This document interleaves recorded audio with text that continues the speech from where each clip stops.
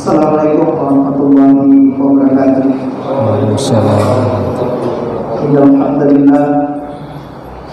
Alhamdulillah, pada pagi hari yang cerah dan sejuk ini kita masih diberikan Allah Subhanahu wa taala sebagai nikmat kehidupan sehingga bisa menghirup udara pagi, dan tentunya ada syukur kita kepada Allah adalah meluangkan waktu kita untuk hadir di majelis ilmu untuk bekal kita menghadap Allah Subhanahu wa taala. Dan tentunya ilmu ini sangat bermanfaat karena banyak aktivitas yang kita lakukan itu belum tentu diterima Allah jika tidak didasari ilmu pengetahuan, bukan berdasarkan apa katanya atau kata orang, tentunya berdasarkan ilmu. Dan insya Allah sambil menunggu jamaah datang kita mulai saja. Dan insya Allah pagi hari kita akan membahas satu tema yang sering kita lakukan mungkin tiap hari, yaitu terkait dengan toharo, yaitu berwudu. Sudah benarkah wudu kita? Jangan-jangan selama ini wudu kita juga tidak benar tata caranya, sehingga syarat sah sholat diterima itu adalah wudunya sudah sesuai atau tidak. Oleh karena itu insya Allah pagi hari ini kita akan mendengarkan tausiah dari Ustaz Fadl LCMAG dengan tema berwudu. Pada beliau saya persilakan. Assalamualaikum warahmatullahi wabarakatuh. Alhamdulillah rabbil alamin, hamdan katsiran thayyiban mubarakan fihi kama yuhibbu rabbuna wa yarda. Nusalli wa nusallim ala nabiyyina Muhammadin wa ala alihi wa sahbihi ajma'in. Amma ba'd. Bapak Ibu sekalian yang kami hormati,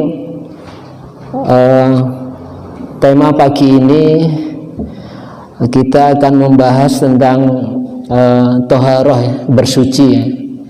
Biasanya bersuci itu terdiri dari 3 hal: menghilangkan najis, tata cara berwudu, dan tayamum 4 dengan mandi jinabah. Tapi karena waktunya singkat, saya akan mengambil satu bagian saja, yaitu di tata cara wudhu, mulai dari hukumnya, kemudian keutamaannya, rukun-rukunnya, sunnah-sunnahnya, sampai ke pembatalnya. Saya kira nanti bisa jadi akan ada khilaf, perbedaan pendapat, terutama di pembatal wudhunya itu. Baik, saya awali dari definisi wudhu. Ini merupakan salah satu jenis bersuci dengan air. Bersuci dengan air dengan membasuh muka, kedua tangan, mengusap kepala dan kedua kaki. Dalil pensyariatan al-wudu adalah pertama dari firman Allah, a'udzubillahi minasyaitonirrajim, ya ayyuhalladzina amanu idza qumtum ilas sholati faghsilu wujuhakum wa aydiyakum ilal marafiq wamsahu bi ru'usikum warjulakum ilal ka'bain. Ini dalil wajibnya berwudu. Ketika hendak melaksanakan sholat, maka diwajibkan atasnya berwudu. Kemudian dalil dari as-sunnah, sebagaimana diriwayatkan oleh Abu Hurairah, la yaqbalullahu sholata ahadikum idza ahdatsa hatta yatawadda. Allah tidak menerima sholat di antara kalian jika berhadas hingga ia berwudu. Perbedaan hadas dengan najis ya. Kalau najis dua-duanya tidak menjadikan sholat atau tawaf kita tidak sah ya. Najis itu bendanya, kalau hadas itu sifat orangnya. Artinya orang yang sedang berhadas, kecil maupun besar, maka tidak sah sholatnya atau tawafnya, kira-kira begitu. Nah, kalau najis itu bendanya yang menjadikan ibadah kita tidak sah. Itu bedanya hadas sama najis. Kemudian dalil yang ketiga adalah ijma, konsensus ulama. Mereka sepakat bahwa wudhu itu adalah wajib, ya, wajib untuk sholat dan tawaf, ya, nah, biasa gitu. Sekarang keutamaan wudhu, ya. Ini banyak hadis yang menjelaskan tentang keutamaan wudhu, ya. Di antaranya adalah di sini ada hadis panjang, ya, dari Abdullah radhiyallahu anhu Rasulullah sallallahu alaihi wasallam qala idza tawaddaa al-'abdu famatmadha kharajat al-khataya min fihi wa idza istanthara kharajat al-khataya min anfihi, dan seterusnya. Bahwa di antara keutamaan berwudu adalah ketika seorang hamba itu berkumur-kumur, maka akan bergugurlah dosa-dosa dari mulutnya. Ketika dia melakukan istinsyak, memasukkan air ke hidung, maka keluarlah dosa-dosa dari hidungnya itu, dan seterusnya. Jadi sebetulnya wudhu itu menjadi salah satu sarana untuk menjadi penghapus dosa-dosa. Tentu dalam hal ini dosa-dosa kecil, ya. Artinya kalau durhaka ke orang tua, zina, mencuri, merampok, itu kan dosa-dosa besar. Tidak cukup dengan wudhu, itu tidak ada cara lain kecuali taubat nasuha. Tetapi dosa-dosa kecil itu bisa gugur secara otomatis dengan ibadah wudhu ini. Maka kenapa organ wudhu itu kan ya kepala, ya, sekitar kepala, kemudian kedua tangan, kedua kaki, gitu ya. Karena organ-organ tubuh inilah yang paling cepat melakukan dosa. Jadi kalau misalnya sehari berwudu 5 kali sehari semalam misalnya, maka betapa sucinya seorang muslim ketika menjaga wudhunya itu setidaknya 5 kali sehari semalam. Karena secara otomatis tanpa sengaja bertobat, maka dosa-dosa kecil itu otomatis gugur dengan wudhu itu. Maka kenapa organ wudhu itu ya kepala, ya, sekitar kepala, wajah lah, ya, wajah, kemudian kepala, kemudian kedua tangan, kedua kaki. Karena organ-organ inilah yang paling cepat berbuat dosa. Saya kira itu logis, ya. Kenapa anggota wudhu itu enggak masuk pusar nih? Karena memang pusar kan jarang berbuat dosa, ya.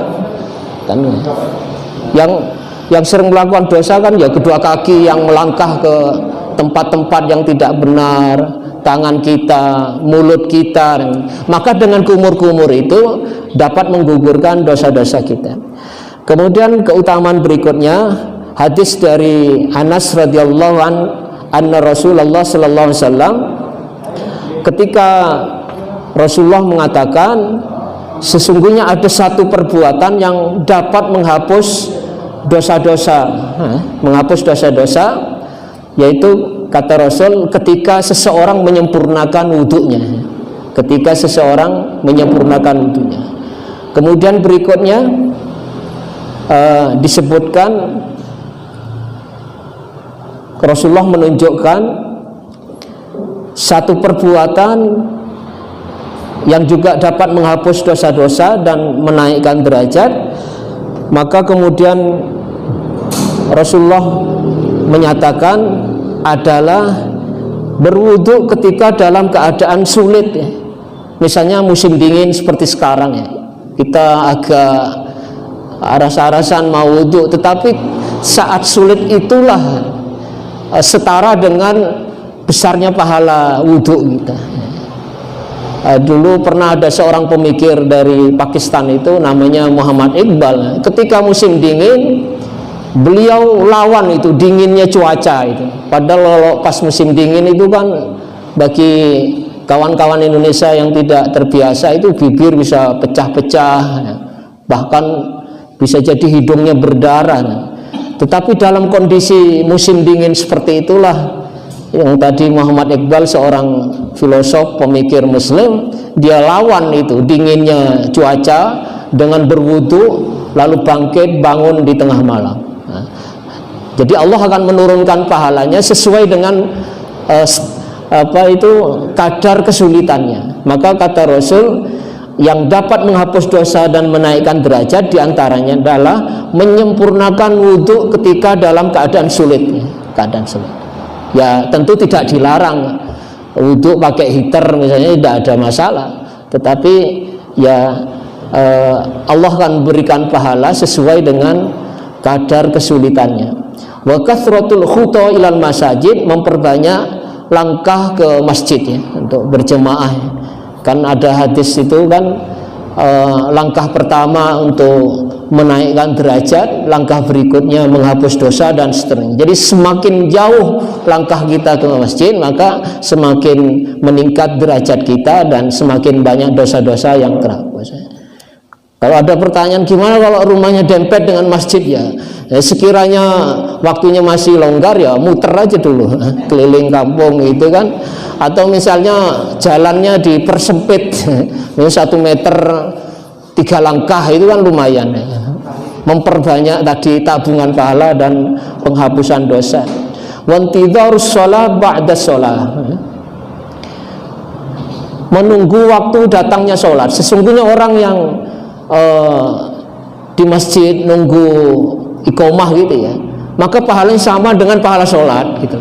Maka tidak ada rugi ketika kita datang duluan ke masjid, karena masa tunggu di masjid itu pahalanya sama dengan pahala sholat gitu.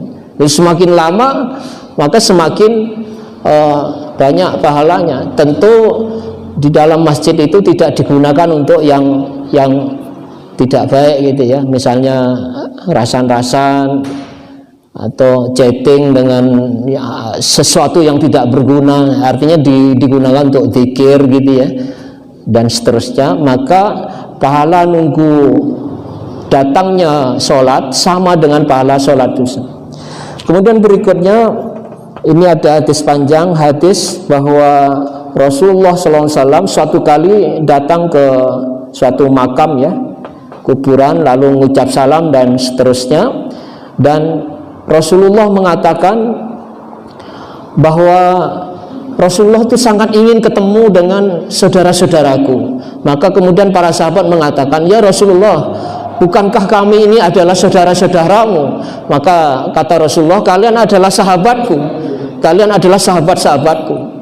Sementara saudaraku itu adalah umatku yang belum datang. Artinya mereka datang setelah saya meninggal, tidak pernah ketemu saya, tetapi mereka beriman kepada saya. Jadi Rasulullah itu penasaran gitu ketika melihat makam gitu ya, makam kaum muslimin misalnya. Lalu ini mengatakan, saya penasaran betul ingin ketemu umatku, saudaraku. Lalu kata para sahabat, ya Rasul, bukankah kami ini adalah saudaramu? Kalau kalian adalah para sahabatku, sementara saudaraku adalah umatku yang belum datang, belum hidup. Artinya mereka yang akan hidup setelah saya meninggal, tetapi mereka beriman pada saya. Saya ingin tahu. Lalu kata sahabat, bagaimana ya Rasul untuk bisa menandai bahwa itu umatmu nanti di akhirat, di padang mahsyar? Maka kata Rasulullah, ya saya akan menandai bahwa umatku itu adalah orang-orang yang ada bekas wudhunya, bercahaya, sebagaimana kuda yang belang-belang di antara kerumunan kuda yang hitam gelap. Jadi umatku itu akan kelihatan putih, bercahaya, bekas wudhunya itu. Maka nanti ada sunnahnya wudhu itu, kalau membasuh tangan ke siku itu agak dilebihkan sedikit. Ya pertama supaya tidak membatalkan wudhu ya, kalau ngepas siku khawatirnya ada sekian senti tidak basah kan batal itu.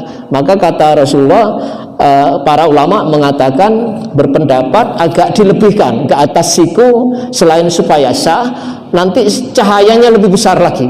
Ketika Rasulullah ingin menandai mana umatku, mereka itulah yang bercahaya itu. Jadi kalau ketika membasuhnya agak tinggi gitu ya, ke atas siku, cahayanya lebih besar, kira-kira begitu. Ada juga itu mahasiswa bertanya, Pak, ketika membasuh kaki boleh nggak basuh dari atas paha supaya pahalanya lebih baik. Saya kira tidak demikian, karena yang wajib kan kaki sampai mata kaki, ya di atasnya mata kaki lah gitu, di atas mata kaki ya. Kemudian masuk berikutnya adalah rukunnya wudhu ya, fardunya wudhu ya. Pertama niat ini bahasa simpelnya adalah menyengaja melakukan satu perbuatan itu niat. Jadi tidak ada satu riwayat pun bahwa niat itu harus dilafalkan. Cukup menyengaja dalam hati. Ya kalau ingin berwudu ya dalam hati, ya saya ingin berwudu gitu ya dalam hati gitu. Jadi maksud niat di sini adalah menyengaja. Kemudian berikutnya membasuh wajah, ini rukunnya dulu. Membasuh wajah.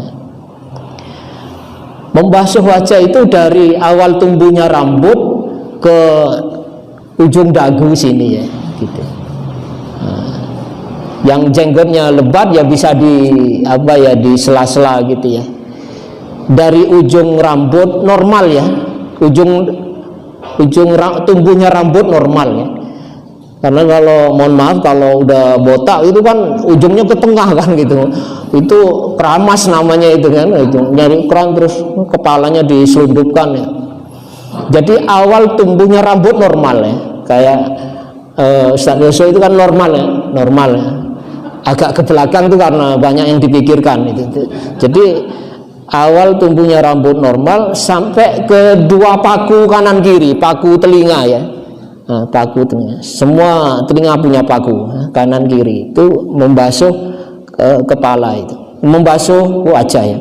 Kemudian membasuh kedua tangan sampai kedua siku. Kalau di urutan ayat itu kan tangan ke siku, jadi tangan ke siku ini ya.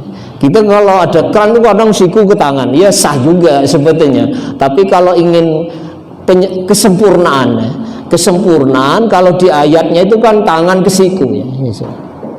Gak harus nunduk gitu ya, miring saja, miring tangan ke siku kan gitu, tangan ke siku. Saya percepat karena ini udah biasa ya. Kemudian mengusap kepala, bukan membasuh ya. Kalau membasuh itu keramas, mengusap. Jadi ambil air pakai tangan gitu, terus baru diusap ke kepala. Nah ini tentu banyak ada perbedaan pendapat ya. Kalau ikut madhab Hanafi itu sepertiga atau seperempat kepala, jadi sampai ke ubun-ubun gitu ya. Nah, gitu sampai ke sini ya. Itu madhab Hanafi gitu ya. Nah kalau madhab Maliki itu semua ya. Nah, gini ya. Gini. Ini yang dipakai manhaj tarjih Muhammadiyah itu. Nah, jadi semua ya. Kalau Maliki. Nah kalau madhab Syafi'i sebagian, jadi 3 helai itu sudah sah itu madhab Syafi'i. Gimana cara nyari 3 helai rambut ya, enggak usah dipetani cari 3 helai lalu diusap ya, malah lama nyari 3 helai rambut ya. Pokoknya sebagian itu sah, sedikit ini sah. Nah kalau tarjih berarti dalam ini pakai madhab Maliki itu ya, semua. Jadi ditarik ke belakang, ke tengkuk, lalu dikembalikan ke depan, itu seperti ya. Ikut yang mana ya semuanya sah ini. Cuman begini, di dalam bermadhab itu kan tidak boleh mencampurkan banyak madhab dalam satu persoalan gitu. Misalnya wajib wudhunya ikut madhab Syafi'i misalnya, tapi pembatalnya ikut Hanafi, itu tidak boleh dalam ulama fikih begitu. Satu contoh gini, Imam Syafi'i itu kalau ngusap rambut itu kan ringan, itu cuman sebagian ya, 3 helai saja udah sah, itu ringan. Tapi kalau ikut Hanafi seperempat gitu, atau ikut Maliki misalnya, berat. Tetapi pembatalnya kalau ikut madhab Syafi'i banyak, itu pembatalnya itu nyentuh perempuan bukan mahram itu batal menurut madzhab Syafi'i. Tapi kalau menurut madzhab Hanafi nggak batal. Nyentuh wanita bukan mahram itu nggak batal, gitu. Berarti kan ringan menurut kalau ikut madzhab Hanafi itu. Tapi ikut madzhab Syafi'i pembatalnya banyak itu, banyak sekali. Tetapi di rukun-rukunnya ringan, jadi ada subsidi silang itu seperti itu. Nggak boleh cari yang gampang-gampangnya. Rukun wudhunya ngambil Syafi'i, pembatalnya ikut Hanafi. Karena kalau Hanafi itu kan pembatal wudhu cuma 3 itu mungkin. Jadi kalau nyentuh wanita bukan mahram itu nggak batal, nyentuh istri itu nggak batal. Nah kalau Muhammadiyah itu pakai yang tidak membatalkan, nyentuh istri itu, kan gitu. Istri tetangga. Walaupun istri tetangga, gitu. Tetapi ada standar kalau Maliki. Kalau nyentuhnya bersahwat baru batal, gitu. Kalau nyentuhnya nggak bersahwat, termasuk nyentuh istri sendiri kalau bersahwat batal, gitu. Ada yang mendapat seperti itu. Kalau nyentuh istri sendiri sering-sering nggak syahwat, itu mencurigakan. Jadi begitulah perbedaan pendapat dalam masalah mengusap kepala. Nah, yang repot itu gini, suaminya bermadhab Hanafi gitu ya, istrinya bermadhab Syafi'i, itu kadang agak ribet dalam kehidupan rumah tangga itu. Jadi istrinya itu bermadhab Syafi'i, jadi kalau disentuh suaminya batal. Tapi suaminya bermadhab Hanafi, nyentuh istri itu nggak batal. Jadi istrinya keluar dari jeding itu, dicolek sama suaminya habis wudhu itu, kan masuk lagi wudhu lagi, keluar lagi dicolek lagi sama suaminya. Kayaknya kan lama-lama menggigil istrinya itu, karena bolak-balik ke jeding. Jadi saran saya ya Ustaz Yusuf ya, kalau mau cari pasangan hidup itu cari yang satu madhab. Kalau perlu satu partai. Karena ada orang yang sampai cerai karena beda partai. Kalau beda madhab, tiap hari itu debat juga tentang perbedaan pendapat soal yang mendasar ini seperti itu. Oke.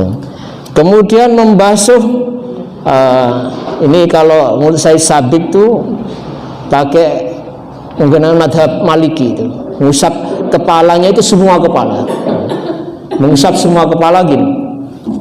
Jadi gini kan, ditarik ke depan lalu ini dimasukkan. Jangan jempol Bu ya, kalau jempol nggak muat itu. Nah, seperti itu. Ini yang Said Sabik pakai yang itu. Tapi kalau madhab Syafi'i itu kan membasuh telinga itu terpisah kan Bu ya, terpisah. Walaupun menurut saya Sabik di situ hukumnya sunnah ya, seperti itu. Ya.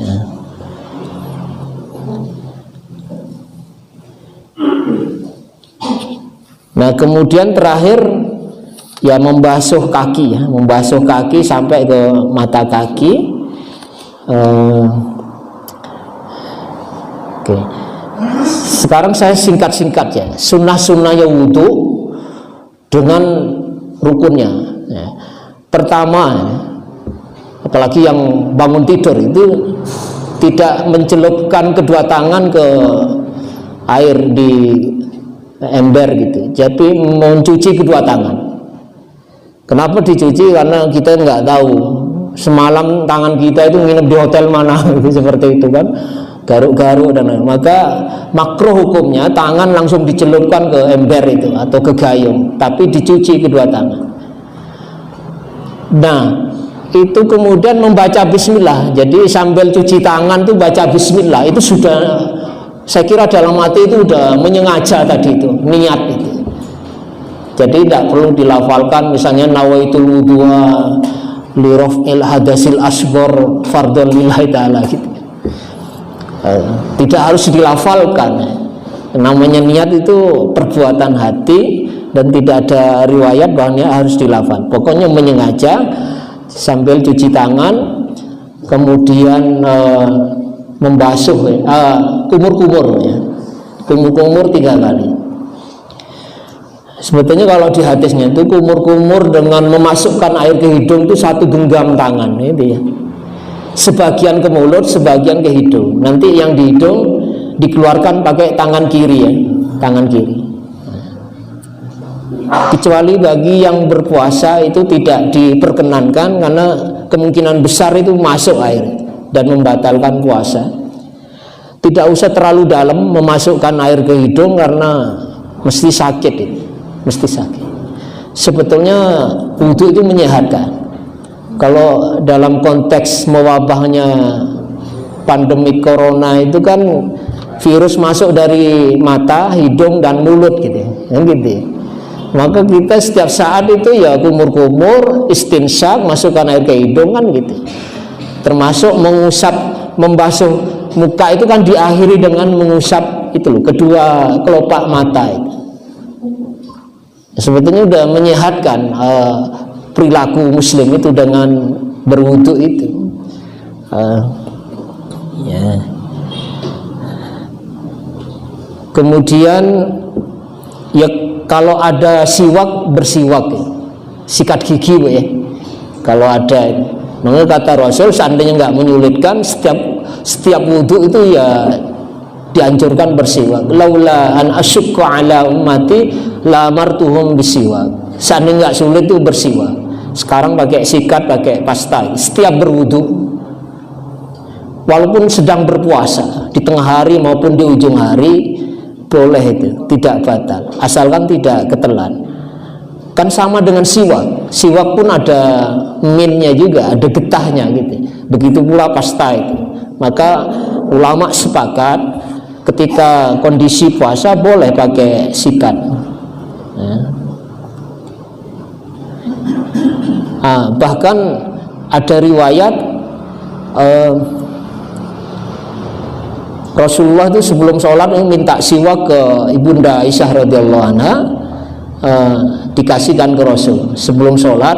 Yang diriwayat itu kebetulan siwak itu bekas dipakainya istri beliau, Ibunda Aisyah itu. Tentu dicuci setelah dipakai lalu diserahkan ke Rasul. Saya tidak tahu apa rahasia di balik itu. Jadi kadang siwak itu satu gitu. Sebetulnya kalau ikut sunnah Rasul itu sikat gigi itu cukup satu antara suami dan istri itu. Nah, tinggal dicuci ya setelahnya. Rasulullah itu kalau minum kan satu gelas, bahkan mencari bekas bibir istri di mana tadi bekas bibirnya meminum, disitulah Rasulullah minum kan. Kalau kita kan enggak ya, bukan Mas Yusuf yang sudah bersuami beristri kan enggak. Kadang tahu istrinya minum pakai gelas sebelah sini, kita malah pinjam gelasnya tetangga. Rasul enggak, sampai siwak itu satu untuk bisa untuk gantian gitu, gantian. Kemudian setelah itu membasuh kepala, membasuh muka ya tadi itu. Kemudian membasuh tangan kedua tangan sampai ke siku, kemudian mengusap kepala, kemudian terakhir kaki ya sampai ke mata kaki.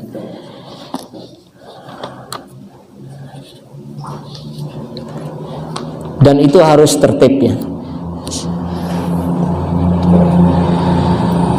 Saya kira nanti akan banyak pertanyaan tentang ini. Saya langsung ke pembatal aja. Pembatal wudhu.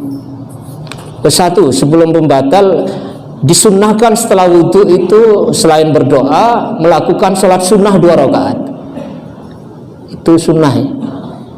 Yang lain-lain udah biasa ya, 3 kali dimulai dari kanan dan lain-lain, terus berdoa, kemudian dilanjutkan dengan sholat sunnah 2 rakaat sebagaimana yang dilakukan oleh sahabat Bilal. Jadi keutamaan sholat sunnah 2 rakaat setelah wudhu itu kemudian menyebabkan ya, 2 sandal beliau itu sudah booking tempat di surga. Jadi Rasulullah bertanya ke Bilal, wahai Bilal, amalan apa yang membuat saya mendengar bunyi sandalmu di surga? Ternyata Bilal mengamalkan setiap selesai wudhu melakukan sholat sunnah 2 rakaat. Nah, gitu. Nah, tentu nanti sahabat Bilal ke surga juga ya, bukan sandalnya saja. Ada guyonan ulama-ulama yang sering mengeluarkan fatwa-fatwa menyesatkan karena tergantung pesanan, itu yang masuk surga surbannya saja itu, orangnya ndak. Tapi kalau Bilal ini ya sandalnya ya orangnya. Jadi sebetulnya tiket untuk masuk surga itu kan banyak cara Bu ya, tergantung kita itu fokus di apa yang kita mampu kan gitu. Ada orang yang kalau sedekah itu nggak ada rezeki yang dibuat sedekah ya, mungkin dia rajinnya di sholat malam, ya sudah itu memperbanyak sholat malamnya saja. Ada yang malas bangun malam nggak bisa gitu ya, tapi dia bisanya suka nolong orang, ya udah itu aja ya, dilakukan berkali-kali gitu. Ada yang memperbanyak sholat sunnah, ya sudah, ya itulah jalan dia untuk masuk pintu surga itu. Jadi orang itu kan sulit untuk bisa semuanya. Yang kira-kira dia mampu apa yang untuk dia raih tiket masuk surga itu. Gitu.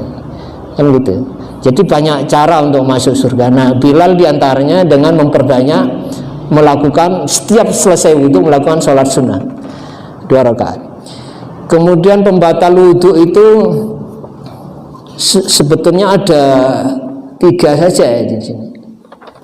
Pertama, keluar sesuatu dari 2 jalan, baik itu berupa benda cair gitu ya, benda padat gitu ya, atau nyemak-nyemak gitu ya. Pokoknya apapun yang keluar dari 2 jalan itu mesti membatalkan. Benda cair itu bisa berupa kencing gitu ya, air mani, wadi dan madhi, atau darah ya.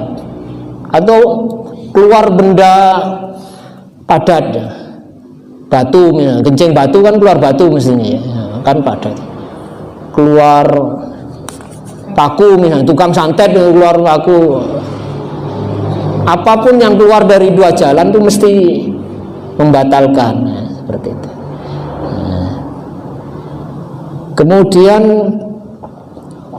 ketertutupan akal karena gila atau tidur berat, berarti 2 ya tadi. Saya ulang lagi, yang pertama keluar sesuatu dari 2 jalan, apapun yang keluar itu. Jadi kalau muntah terus mimisan itu nggak membatalkan wudhu itu. Kemudian yang kedua, ketertutupan akal karena tidur sampai terlelap gitu, kemudian gila. Kalau tidur ringan, misalnya tidur sambil duduk, itu tidak membatalkan. Jadi dulu para sahabat nunggu Rasul ngimam ini kadang pernah terlambat sehingga isaknya sampai molor dan ngantuk-ngantuk, dan itu tidak memperbarui wudhunya karena tidurnya tidak sampai terlelap gitu. Standar tidur ringan itu kalau duduk itu pantatnya tidak geser, pinggulnya tidak geser. Tapi kalau sampai sempat geser, maka harus wudhu lagi. Dengerin Jumatan misalnya, khotibnya muter-muter sampai khotibnya sendiri nggak paham apa yang dihotbahkan, jemaahnya ngantuk sampai tidur. Kalau pinggulnya geser, pantatnya geser, maka harus wudhu lagi. Tapi selama tidak geser, itu tidak batal. Yang menjadi masalah itu, mohon maaf ya, saya nggak ngomong orang gemuk, orang yang tidak langsing lah ya. Itu kalau duduk kan nggak geser itu. Mau ringan mau berat itu nggak akan geser itu, gitu. Sampai karpet itu ngecap itu. Jadi sulit diketahui itu tidur berat apa tidur ringan. Ya sebaiknya selama memungkinkan berwudhu lagi, wudhu lagi seperti itu. Kemudian hilang akal karena gila ya.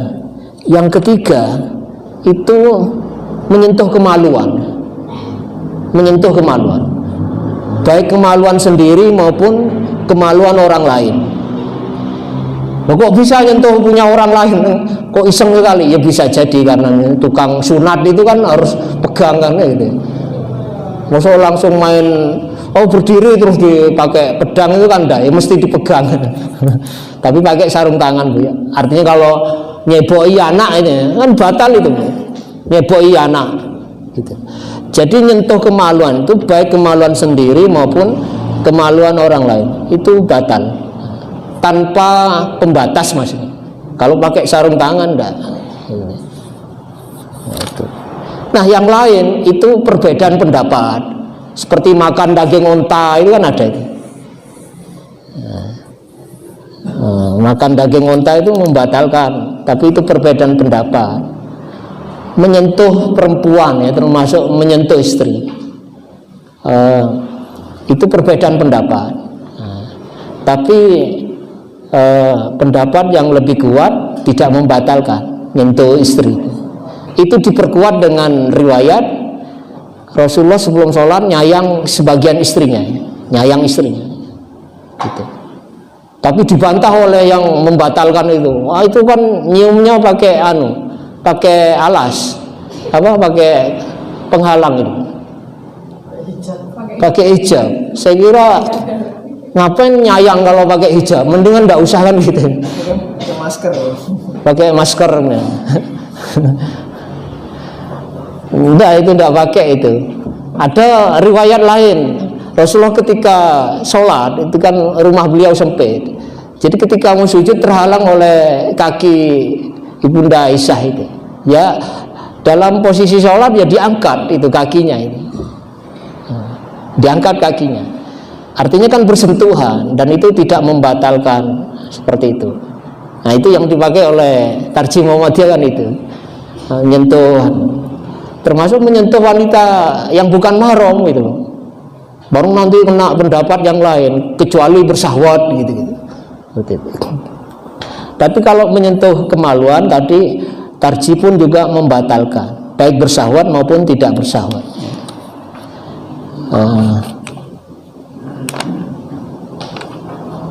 Saya kira itu yang pembatal ya, yang lain-lain perbedaan pendapat. Saya kira mungkin nanti bisa kita buka pertanyaan ya, mungkin ini sering kita lakukan, tapi kadang kalau ragu, kadang kurang yakin dengan wudhu kita itu.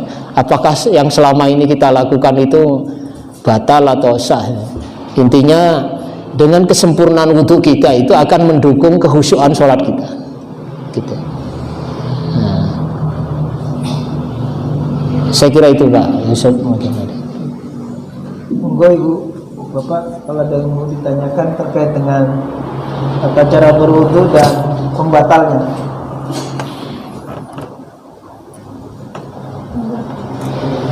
Terima kasih. Ini saya pernah baca hadis tentang tidak ada sholat wudunya tidak sah.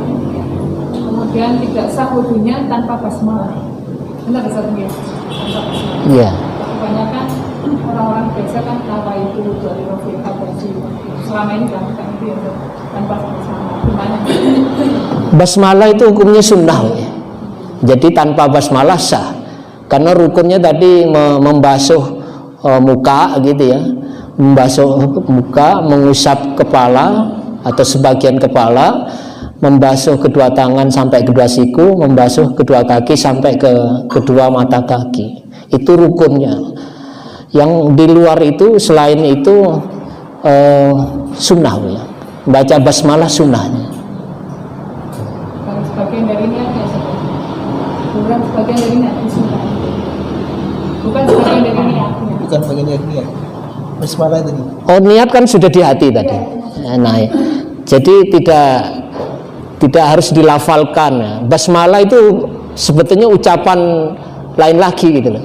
Masuk ke bab sunnahnya. Kalau niat kan dalam hati. Artinya dalam hati itu menyengaja. Kalau saya mau berwudu dan Allah Maha tahu.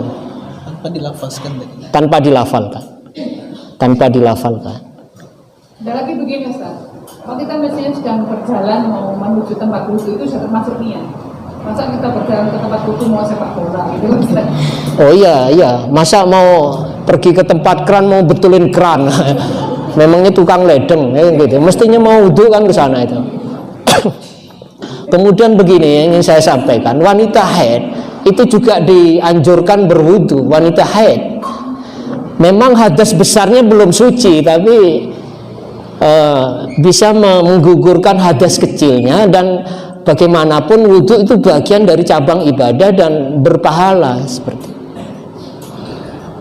Jadi di sini disebutkan sesuatu yang disunnahkan berwudhu, termasuk al-mustahadah, ya, artinya wanita yang sedang haid.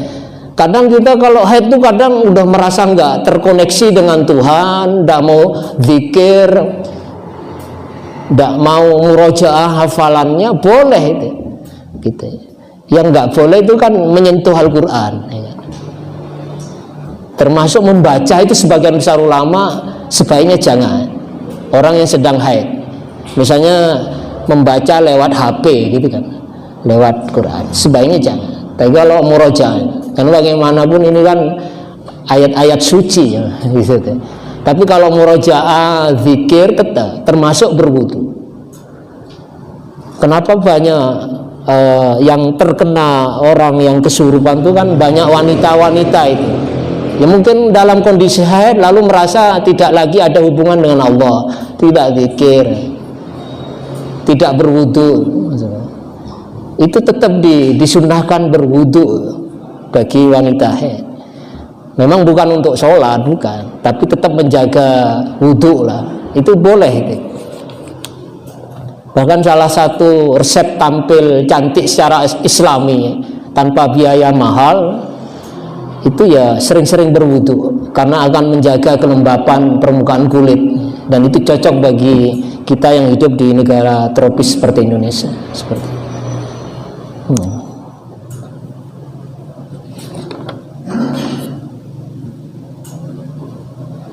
Monggo yang lain kalau ada yang di.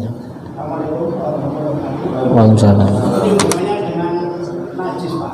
Kalau najis itu membatalkan wudhu apa sholat? Misalkan kita sudah wudhu tapi pakaian kita najis. Najis tidak membatalkan wudhu, Pak, tapi membatalkan sholat. Maka harus dikena pakaian, ya ganti pakaian atau dicuci. Jadi najis tidak membatalkan wudhu, tinggal dicuci najisnya.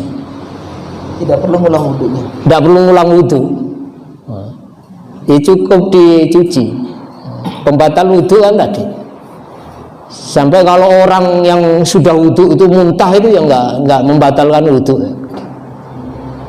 Bahkan punya bisul ya, bernanah, itu nggak membatalkan wudhu. Bahkan juga tidak najis itu karena sulit kan dihindari. Dan Umar bin Khattab itu pernah ada bisul bernanah dan tidak najis dan tidak membatalkan wudhu, dimaafkan. Nah, seperti itu. Jadi tidak apa-apa, Pak, tapi dibersihkan. Nah, bicara najis itu banyak perbedaan pendapat. Satu contoh ya, kotoran hewan yang halal dimakan dagingnya itu tidak najis, gitu. Itu kaidahnya kan begitu, kecuali Imam Syafi'i yang menajiskan. Jadi hewan yang halal dimakan dagingnya kotorannya tidak najis, tetapi hewan yang haram dimakan dagingnya kotorannya najis. Kaidahnya seperti itu. Tapi Imam Syafi'i tetap menajiskan walaupun itu halal dimakan dagingnya. Pokoknya kotoran hewan yang walaupun halal dimakan dagingnya, apalagi haram, itu najis karena menjijikkan. Dan mayoritas kita umat Islam Indonesia bermadhab Syafi'i. Tapi kaidahnya kalau halal dimakan daging kotorannya tidak najis. Jadi telek ayam, kotoran kambing yang merindil-merindil itu nggak najis karena halal dimakan dagingnya. Gitu. Nah, nanti air kencing malah air kencing unta itu kan boleh diminum, bahkan mengandung obat.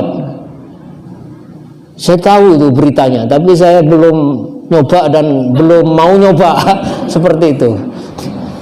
Biar Ustaz Yusuf dulu baru saya. Ustaz Yusuf satu gelas, saya satu sloki. Tapi itu mengandung obat kan memang ada dalilnya.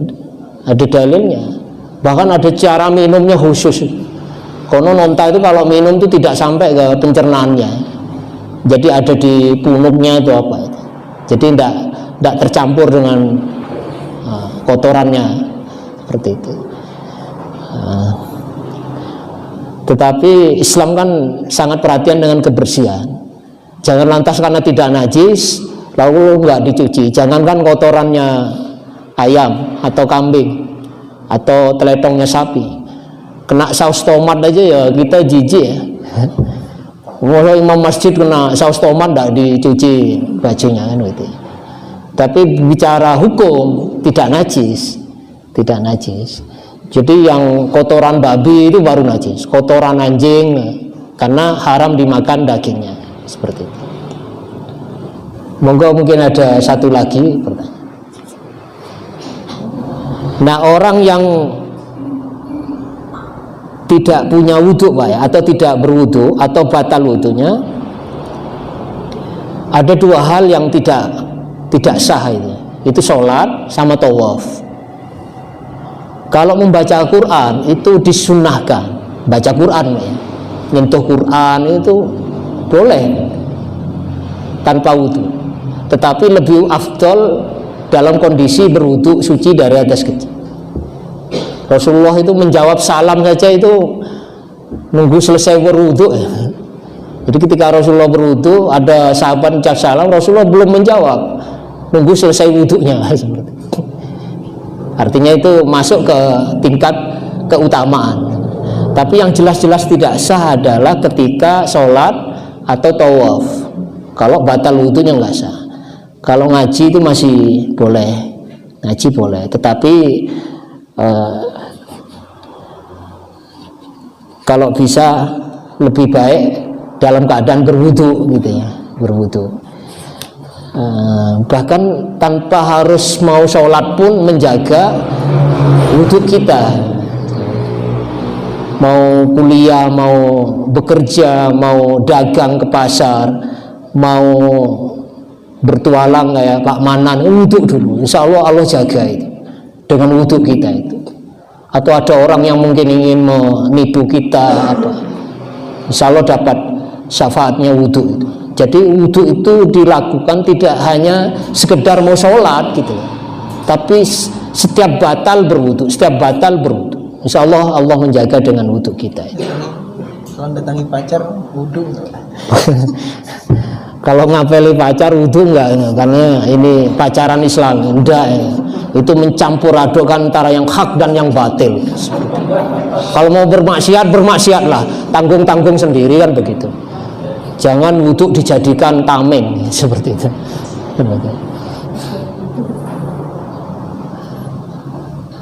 Saya kira itu Bapak Ibu sekalian hanya sekedar mengulang. Mudah-mudahan lebih sempurna wudu kita.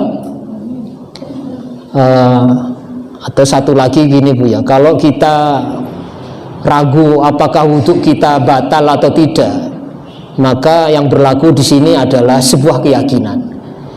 Misalnya gini, kita yakin sudah wudu, tapi kemudian ragu apakah saya tadi batal atau enggak ya, tadi buang angin atau enggak ya, maka ambillah yang yakin, berarti saya punya wudu. Tetapi kalau yakinnya saya itu tadi itu buang angin, jelas-jelas buang angin, tapi apakah setelah itu saya sudah berwudu lagi atau belum ya, maka wudulah seperti itu. Maka di situ ada kaidahnya al yakinu la yuzalu bisyak, bahwa keyakinan itu tidak bisa terhapus oleh keraguan. Makanya ambil yang yakin. Oh saya sudah wudu kok tadi, tetapi setelah itu ragu, saya itu tadi batal atau enggak ya, berarti dia berwudu, wudunya belum batal. Tapi kalau jelas-jelas tadi saya itu buang air kecil gitu ya, tapi setelah itu saya sudah wudu apa belum ya, berarti belum gitu ya. Jadi ambil yang yakin gitu ya, ambil yang yakin dan tidak perlu ragu gitu. Pokoknya yang yakin sudah wudu ya sudah, seperti itu. Saya kira demikian, mudah-mudahan dapat dipahami. Pertanyaan terakhir Mas. Kaitannya dengan kelembagaan Muhammadiyah dalam bermanhaj. Ada istilah manhaj tarjih dalam kaidah hukum fikih, itu kita pakai yang mana? Pakai fikih yang mana? Hanafikah, Malikikah, atau Syafi'ikah? Dalam satu sisi kita tidak boleh mencampur adukan antara fikih satu dengan yang lain secara dalam kaitan ibadah. Tapi dalam satu sisi dalam kaitan itu dalam masyarakat dalam masyarakat kadang-kadang kita mencampur adukan antara fikih mazhab yang lain gitu. Seperti contoh ketika kita berhaji, ada satu kita di sini terbiasa dengan Syafi'i ya. Ketika di sana ganti Hanafi. Aturan fikih yang lain. Hanafi. Begitu juga dengan kita. Dalam satu sisi kita memakai fikih yang sudah ditentukan dalam manhaj tarjih, dalam tarjih. Tapi dalam satu sisi kita juga mengadopsi fikih yang lain. Ini bagaimana penegasan kita dalam kaitannya dalam bermuhammadiyah. Kalau di Muhammadiyah itu tidak dikenal bermadhab, tapi realnya itu ya merujuk pada pendapat-pendapat ulama. Jadi sandarannya itu Quran hadis, di mana Muhammadiyah itu mencari dalil yang diduga kuat menjadi dasar hukum gitu. Jadi faktanya memang bermadhab juga. Lalu lahirlah himpunan putusan tarjih itu kan rangkuman dari berbagai pendapat, dari dalil-dalil yang diduga kuat bisa dijadikan sumber hukum Islam. Jadi di situ banyak pendapat, termasuk pendapatnya ini semua seperti itu. Tapi bahasanya tidak bermadhab. Madhabnya apa? Artinya ketika nggak bermadhab sesungguhnya bermadhab. Artinya ya madhabnya HPT seperti itu. Kalau tetapi kita sudah punya panduan kan itu. Tapi belum tuntas. Fikihnya Muhammadiyah HPT belum tuntas kan gitu. Ketika haji bukan kita itu pelin-pelan ya. Kita misalnya bermadhab Syafi'i yang kalau nyentuh lawan jenis bukan mahram batal. Tapi ketika tawaf ikut madhab Hanafi nggak batal. Sebetulnya masih pendapat Syafi'i juga. Karena Imam Syafi'i kan berpendapat kecuali darurat nggak batal. Menyentuh lawan jenis bukan mahram itu batal kecuali darurat. Nah ketika tawaf kan darurat. Jadi masih pegang pendapat mazhab Syafi'i seperti itu. Jadi Muhammadiyah itu sebetulnya ya tetap merujuk ke pendapat para ulama, tapi menggunakan dalil-dalil yang diduga kuat, lebih mendekati kebenaran untuk menjadikan sumber hukum. Itu yang dipakai Muhammadiyah. Dan HPT yang kita miliki itu kan ya salah satu ijtihad ulama tarjih sebagai pedoman bagi kita supaya tidak biar tidak resah, pelin-pelan dan lain-lain. Nah itu cukuplah untuk bagi kita masyarakat awam menggunakan itu supaya nggak bingung, karena biasanya mesti ada dalilnya. Nah, jadi level kita itu ittiba, kita tidak berijtihad sendiri, tetapi setidaknya tahu dari mana sumbernya ini, mana ayatnya, mana hadisnya. Kalau pendapat yang mana, itu kan ittiba namanya. Itu lumayan itu ke level muttabi itu. Jadi tidak asal mengikuti apa kata ustadz ini ustadz itu, minimal mempertanyakan mana dalilnya. Oh ini dalilnya, itulah ittiba. Seperti itu. Itu yang ditradisikan di dalam bermuhammadiyah. Saya kira itu, mohon maaf kurang lebihnya. Wassalamualaikum warahmatullahi wabarakatuh. Alhamdulillah kita sudah mendapatkan pencerahan terkait dengan tata cara wudhu dan pembatalnya. Banyak sekali terjadi perbedaan tentunya di kalangan ulama fikih mazhab maupun organisasi Islam. Nah, salah satu amalan yang mempercepat kita masuk surga adalah menjaga wudhu. Wudhu itu hukumnya wajib untuk sholat dan tawaf kecuali baca Quran. Jika wudhunya sempurna, bisa menghapus dosa-dosa kecil dan dapat memberikan cahaya bekas wudhu di akhirat nanti. Kecuali dosa besar, hanya bisa ditebus dengan taubat. Pergi ke masjid, setiap langkah menghapus dosa dan menaikkan derajat. Dan menunggu waktu sholat di masjid sama nilainya dengan sholat. Untuk minggu depan yang isi kajian Dr. Andas Fuad Effendi dengan tema kajian Quran tematik. Infak kali ini 268.000. Demikian. Dan pesan terakhir katanya, carilah wanita yang alisnya tidak luntur kena kena air wudhu. Kita tutup dengan doa kafaratul majlis. Subhanallah, Assalamualaikum warahmatullahi wabarakatuh.